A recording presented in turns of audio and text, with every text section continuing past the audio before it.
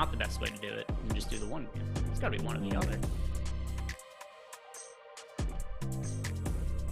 What is happening, everybody, and welcome to what is going to be a little bit of a shorter version of MLB Live Before Lock for a couple of reasons. First, the slate is locking earlier than usual, but also there's 2 NFL games today. So we're going to have NFL Live Before Lock. It's going to be Laufey and Matt Bellman on that show. Going to be Matt Gajewski. What happened? His power ended up going out. So Bellman, luckily, he was around to be able to jump in on short notice because, need a football show for a 2-game Monday Night Football slate. There's $1.5 million in the big contest over on DraftKings. There's a bunch of other contests. There's a couple of showdown contests. So if you guys have been looking for NFL content today, we have the strategy show this morning, and there's going to be a Live Before Lock breaking down whatever it is that you guys have on your mind you want to be asking about. So Eric and I are going to be here from 6 to 6:30 Eastern time, going close up until lock, and then we're going to turn it over to the football guys so they can break down tonight's 2-game slate. But also, we've only got 4 games, Eric, so I don't think there's going to be too much of an issue, right?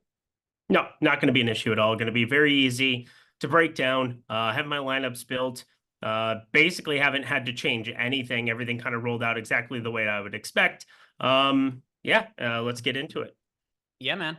And if you guys have any questions, you know the deal. Hit me up in Discord or throw it into YouTube, and we will see that. And if you haven't done it, like the video, subscribe to the YouTube channel. If you're looking to sign up for any of the packages at Stochastic, including football, because if you sign up for a week-long football package right now, you get access to our sims, you get access to our single lineup simulator, you could sign up for a week package, and that would get you both of the Monday night games tonight, next week's 2 Monday night games. You'd also be getting Thursday night football. You'd be getting the Sunday main slate, Sunday night football as well. So a pretty good time to sign up if you did want to sign up for an NFL 7-day package. But let's talk about some baseball here, Eric. And starting at the pitchers on DraftKings, there is nobody priced above $9K. Your most expensive starting pitcher is Hunter Brown, right at that $9K mark. It's funny. I remember one of Hunter Brown's first good starts of the season, Eric, from a fantasy perspective.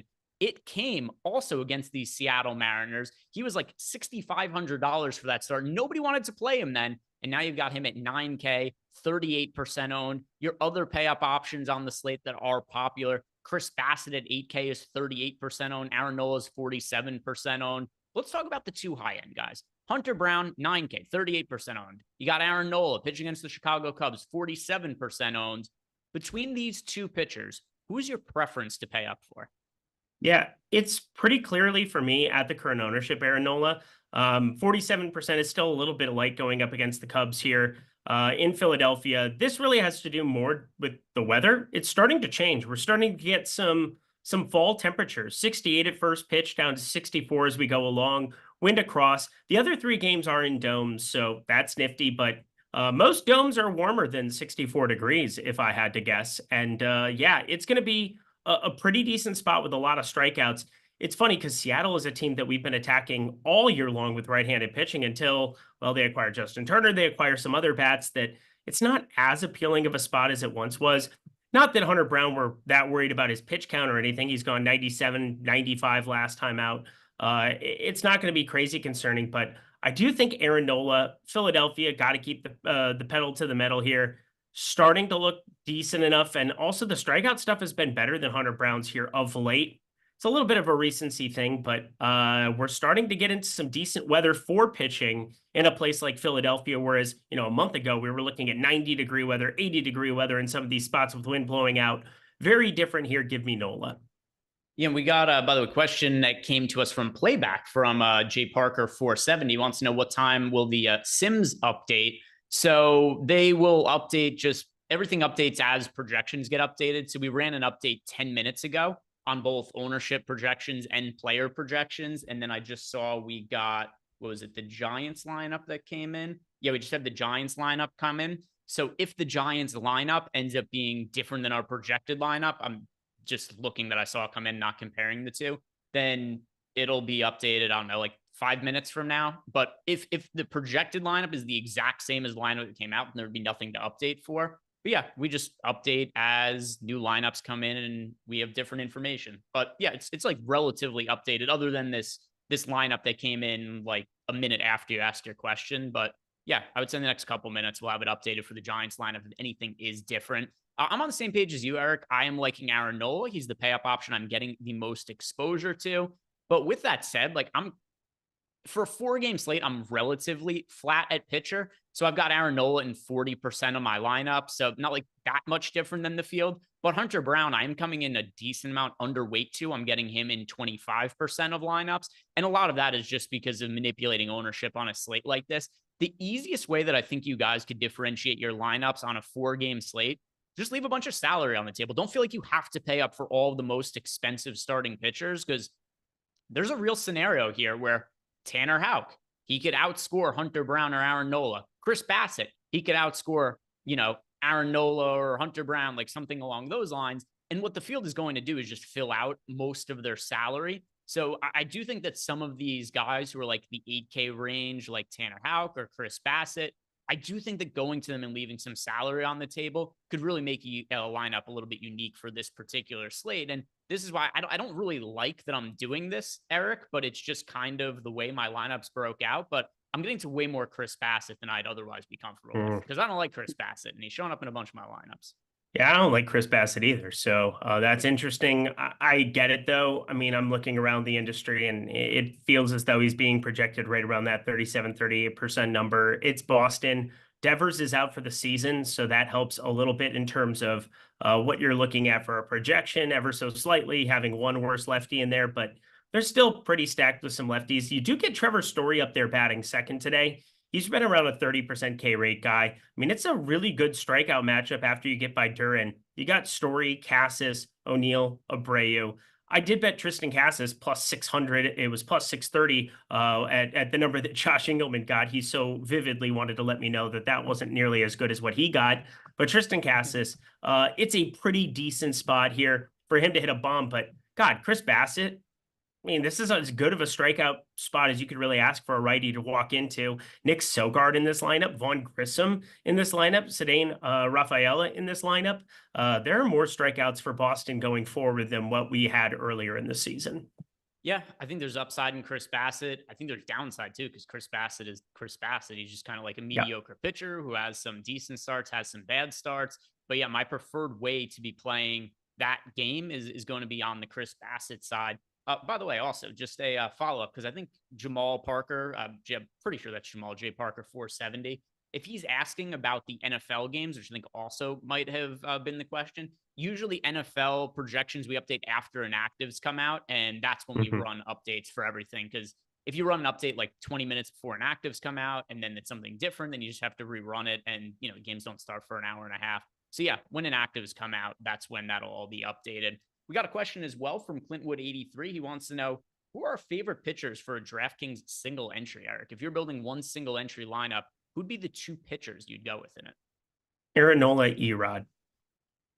I would go Aaron Nola and Chris Bassett. That would be my combination. And then, I mean, we'll talk about leverage later, but I would stack the Seattle Mariners in that situation as well. I think that's one of the more reasonable ways to get yourself different from the field and create some upside is by going to the Mariners. It's not like a knock against Hunter Brown or anything like that. He's been terrific, especially in the second half of the season. We've got a Seattle team that's modestly owned, and especially in small field contests where I think Hunter Brown is going to be super popular, you'd be getting yourself some leverage in that situation. And I don't like going to the Cubs for leverage just because of what the weather is in that situation. So if I'm looking for one of the teams to stack for some of the smaller field stuff where I could get an advantage on the field, I'm looking at the Seattle Mariners against Hunter Brown.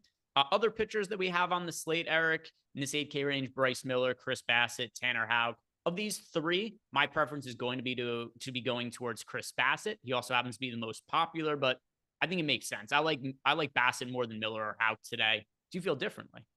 Nope, I don't. Miller and Houck are worse strikeout arms. I think they're still viable. We've got all of 4 games, 8 pitchers to pick through, and one of them is unplayable in Nate Pearson. So it's very clear cut for me that if you want to try to get a little bit different, if you're going to be stacking up most popular offense being Arizona on the slate, and you're trying to find paths to getting different with it, I think having Seattle, having Tanner Houck, either one of them with Miller or Houck, I think getting to them makes more than enough sense. In single entry, I still wouldn't want to do it. I'd just be playing the Nola piece, or I'd be going down to Erod. I think in large field tournaments, Hayden Birdsong's a guy that I'm going to be clicking on yet again. He did go 5 2/3 against Baltimore. I was really upset. He got 96 pitches finally, and he only had 3 strikeouts. And I had him in 28% of lineups at 1%. And that was the show that I did with Josh Enkelman last week. I was a little bit tilted about that. I thought there was a chance that he could smash, but Hayden Birdsong is going to be pitching on shorter rest than normal, all of like 4-day rest. He's pitching here on the 23rd, so he's not as appealing of a spot at 5K. And plus, as you brought up earlier, your path of getting different on this slate is just leaving salary on the table. Arizona's the most popular offense. I still think there's ways of being able to do it. I've got a couple of single entry lineups that I'm entertaining with 900, 1100 on the table, and I have no problem with it, but they're going to Erod. They're not going to Birdsong.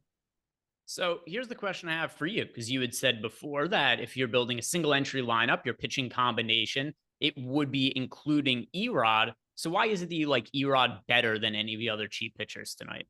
Yeah, so our projections, and this is kind of scattered depending on where you look, because there's some places that have him a little bit more steamed up.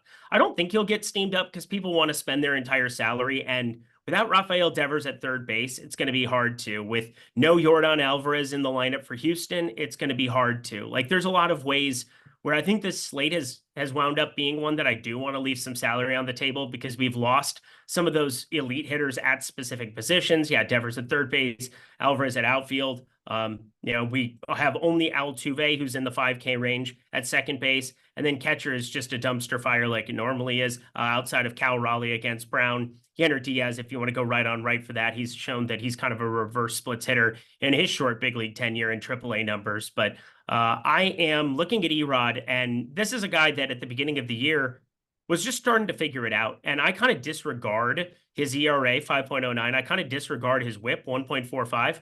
He's had 8 starts, but think about how many times he's been limited. He had 65 pitches his first time against Cleveland, 83 against Colorado. He got up to 100 then, but still, it was a little bit of an outlier start there. And now we're seeing the strikeouts. 7 against Milwaukee, 11 on the road in Coors Field, which obviously, if the breaking stuff is doing that kind of thing there and dancing there, it's surely going to be dancing there in Arizona. I have a feeling that we're going to see some big strikeout outings from Eduardo Rodriguez now that, 1, it would appear that he's back to health. 2, I kind of disregard everything that happened earlier as he was making his way back into it. And 3, there's a pretty increased chance of strikeouts in this spot. I mean, look at this lineup. Gerard Encarnacion is batting second today. You got Mike Yastrzemski, Heliot Ramos, Michael Conforto, Grant McCray, Tyler Fitzgerald. These are all guys north of 25% strikeout rates. Fitzgerald, 31%. McCray, 40% K rate. So for me, I just see the matchup being way better than it would appear the projections do. And if the switch is flipped for Erod, I mean, we have a longer sample size of him going back to 2022 and 2023, generating a ton of strikeouts in the Tigers uniform. He ended up shutting down the Dodgers at the deadline and obviously then got hurt. And now we are, getting a late start on Erod. But I think this is a really good way to leave salary on the table, just being overweight to him. We've got him south of 25% on this slate. I find that to be a little bit egregious. Yeah, so I just updated everything for the Giants lineup, and I'm looking at what that did to my exposures, and it did push up my Erod exposure. So if we're talking about, and I know there aren't that many like low-cost pitchers to get to, because you look at the slate and it's, all the 8K guys that we've already talked about. Then you got Nate Pearson, who's not a viable option. And then the low end, it's Erod and Hayden Birdsong. And earlier, when I was running lineups, I actually had about a comparable amount of Erod and Birdsong. Now I'm getting to a lot more Erod, and he's somebody who currently now my 3rd most overall rostered pitcher on the slate. Number 1 is Bassett, 2 is Nola, 3 now is Eduardo Rodriguez. So I agree with you. If I'm looking to punted pitcher, Erod, he wouldn't be in my top 2 pitcher combination. I would still go to Bassett and Nola, but I don't have an issue with Erod being in that mix as well. He's my 3rd overall favorite starting pitcher. And then as far as Hayden Birdsong goes, I mean, sure, he's viable for cheap. I just prefer Erod.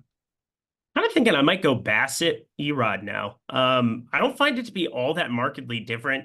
Obviously, that Philly and the Chicago weather, it's a whole thing with Aaron Nola. And Aaron Nola, he's starting to find some swing and miss stuff here again. Even in some outings that were short stints against Miami and the Mets, he still was finding swing and miss stuff. he's still getting north of 90 pitches in just all scenarios, even scenarios where he gets shelled like he did in both of those.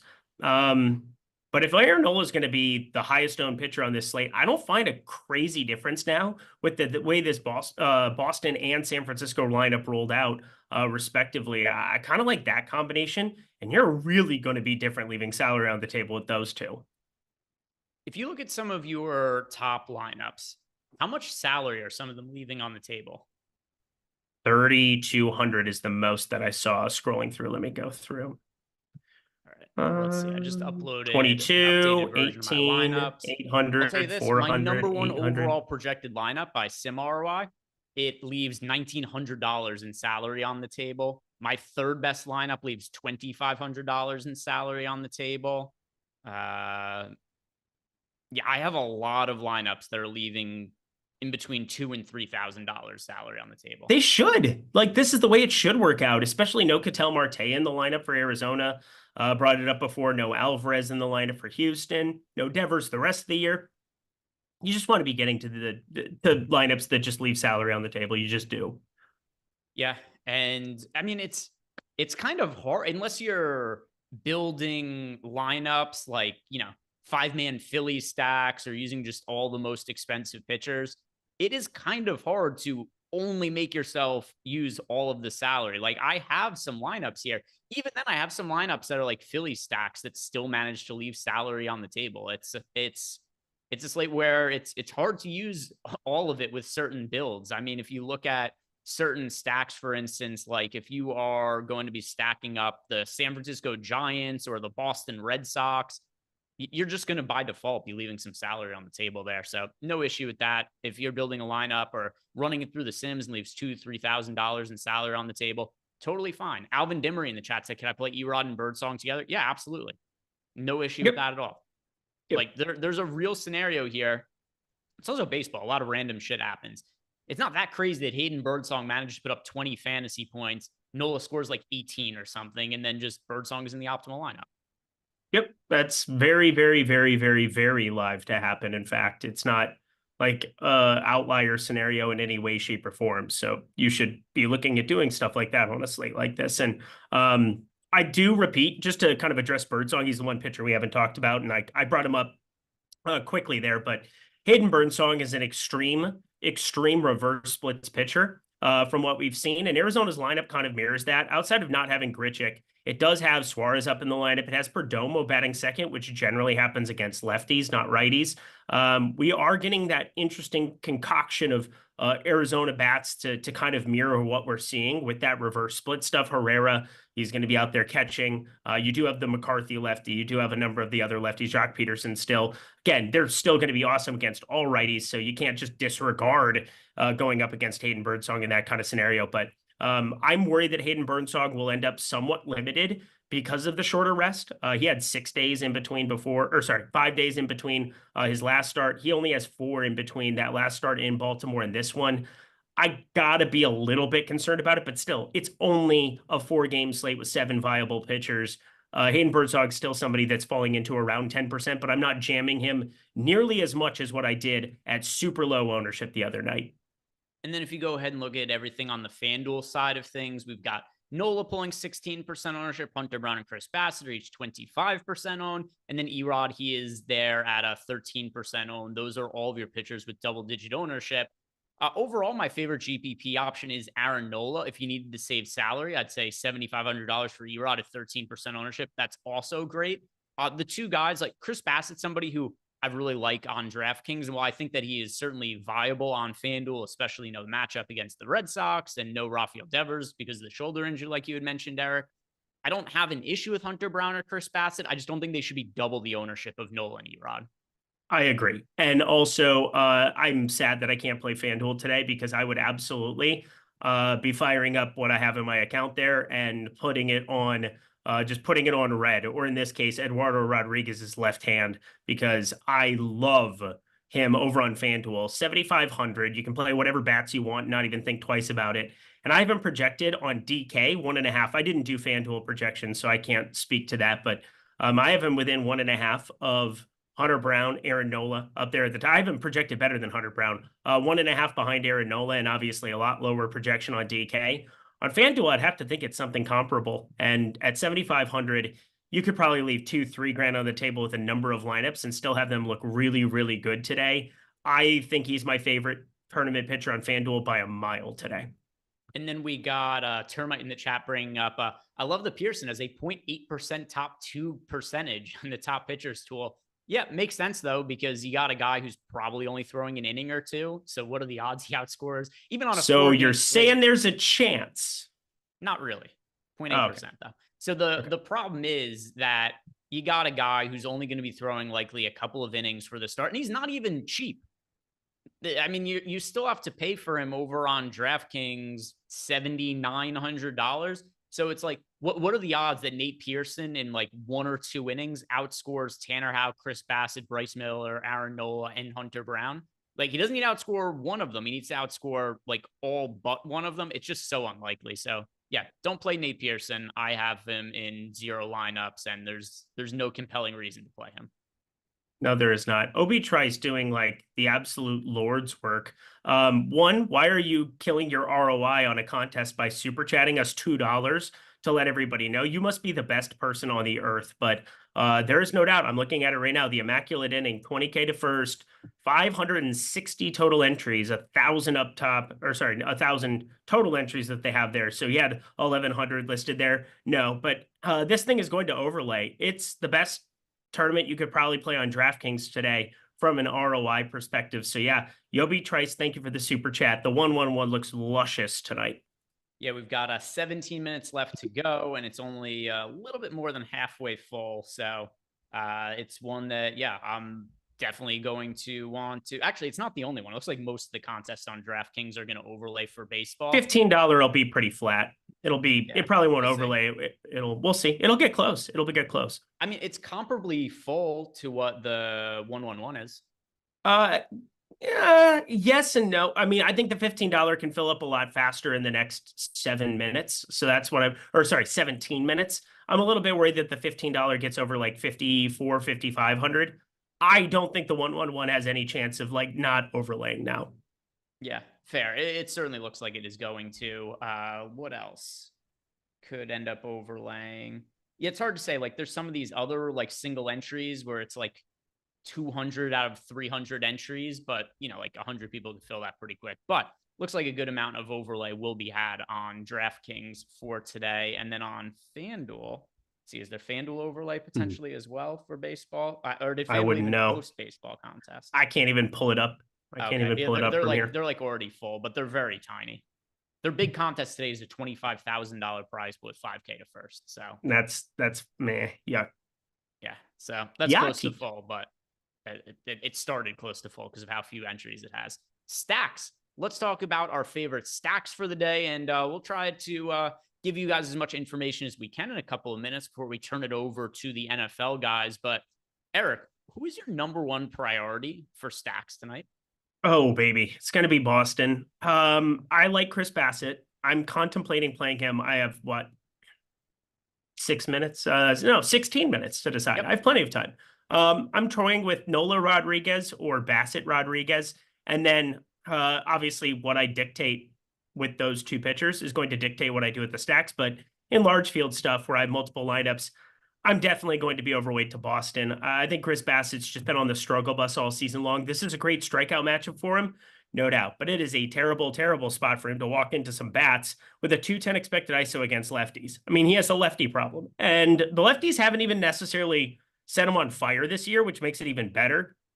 They are primed for homers, 17.3 degree average launch angle, 210 expected ISO against. And you just go through some of the numbers on all of this lefty power. I mean, Duran has had an MVP, or not MVP caliber, because that's going to judge it, but he's had an all-star worthy, all-star game MVP, I believe, worthy season, 210 expected ISO.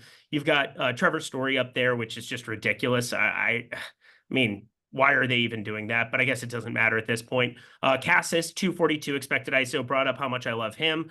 Tyler O'Neill, Wilyer Abreu, both of them north of 214 expected ISOs against righties.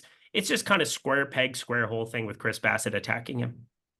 Yeah, so for me, and this is just because of leverage purposes, but the team I'm getting the most exposure to it is the Seattle Mariners. So if I look at all of the pitchers on the slate that are getting the most ownership, we've got three primarily that I think are ones you get leverage stacking against. You've got the Seattle Mariners going up against Hunter Brown. You've got the Cubs going up against Aaron Nola because of some of the weather situation there. And also because I think Nola's the best of these three pitchers. I'm the lightest on stacking against him. And then you've got Boston Red Sox against Chris Bassett. And while there are, like you mentioned, Duran's had a great season, individually talented bats in the Red Sox lineup, it's also just such a watered down version of their lineup without Rafael Devers that I just land on my favorite stack here for leverage purposes, the Seattle Mariners. I do like playing both sides of the Red Sox game, getting to Chris Bassett as well as playing some of Boston. But the lineups I have that are projecting out the best by sim ROI, it is Seattle Mariners stacks, Eric. Totally get it. I mean, Hunter Brown too. I mean, the reason he's not projecting well for me is these guys don't strike out nearly as much as they did the earlier version. I mean, no, JP Crawford's now batting eighth, but I mean, that's still a guy who doesn't strike out a lot, who's in the lineup. And who did they replace him up top with? Victor Robles, and, Jorge Polanco playing every day. Justin Turner, we know how much he doesn't strike out. There's going to be some guys putting the ball on bat. And for whatever reason, Minute Maid has played small this year. Crawford boxes have always been a thing, but now the entire ballpark has played up for lefty and righty power, specifically righty power still. But I definitely look at Minute Maid as a good opportunity for a team like Seattle. If you're getting a popular pitcher and they're not going to be owned, I have no problem with Seattle being a team. I'm overweight to Seattle. I'm overweight to Boston. I think as a result, it's scary, but I'm underweight to Arizona. I think just trimming a lot of the Arizona ownership and cheering against one team tonight is a good way to do it. I do have a version of single entry where I do have a 3-man from Arizona that uses the back half of the lineup. But yeah, from the top half of the lineup, I'm really not going to be getting to anything other than Carroll one-offs. Yeah, so I know for myself, looking over my lineups right now, the one that I am most scared that I'm underweight to, it is the Phillies. But like I could justify at the same time too. I'm underweight to Arizona, but I still have at least some exposure to them. I'm hardly getting to any of the Phillies. I only have 7% Philly stacks, Eric, and it looks like it should be a good matchup for them with Nate Pearson being on them. But like we had said, also, we're not expecting to go very deep into the game. So it's probably going to be a bullpen game. We're seeing lefties and righties being able to alternate. Then you also got the Phillies being the most expensive team on the slate, which it's not like super prohibitive for this particular night, but it's still worth mentioning. But then also just the weather isn't ideal for hitting either. So I am going to be underweight to the field on the Phillies. And yeah, I'm kind of afraid of that. Kind of afraid of it too, because they hit the ball very, very hard. Yeah. Any other final thoughts here, Eric? Because I want to make sure that we could flip it over. Oh, wait, Yobi Trice. Were you able to plug this in for Yobi Trice, Jordan? Okay. What a guy. So we'll plug in his lineup, and then we'll see what the sim ROI is. And then we will end the show here and make sure the football guys can go. So let him plug it in. The last thing I really wanted to say is one of the other reasons I like getting to Boston is you do get the speed guys like Duran, Connor Wong, even as a catcher, Cedane Rafaela in the 9-hole. You get some of those speed bats, but one team we didn't talk about at all whatsoever, and Tanner Houck gives up some hard hit at least, is the Toronto Blue Jays. There are some Blue Jays that I want to mix in, whether it's Addison Berger, 408 expected slugging, isn't nothing. Horwitz, 438 expected slugging, now DHing and batting cleanup. And of course, Vlad Guerrero, Nathan Lukes. We'll see how he ends up coming to fruition. Him just doesn't hit the ball very hard. Doesn't seem like he's going to be that guy, but I'm very much here for mixing and matching them as well. They are pulling, it says 11.3% ownership. I'm looking at some individual batters that look pretty appealing. And there we go. The final version of Obi Trice's lineup there. Looks like it came out pretty good with a 9% sim ROI. So guys, thank you very much for watching. If you guys want to check out DraftKings Pick 6, there's going to be baseball today you could fill cards out for. And then, of course, the 2-game football slate. So check out DraftKings Pick 6. If you are in a state that is available, I'm jealous. I would like to play it, but I'm not able to. Guys, stick around right after us. Go check out the NFL Live Before Lock Show. They're going to cover both the games, 2-game slate showdown, whatever it is you have questions about. So check those guys out. Ken Ratty, sorry, no dong picks today because we're kind of pressed for time with the football Tristan show upcoming. Cassis. If you guys haven't done yet, like the video, subscribe to the YouTube channel. Good luck tonight.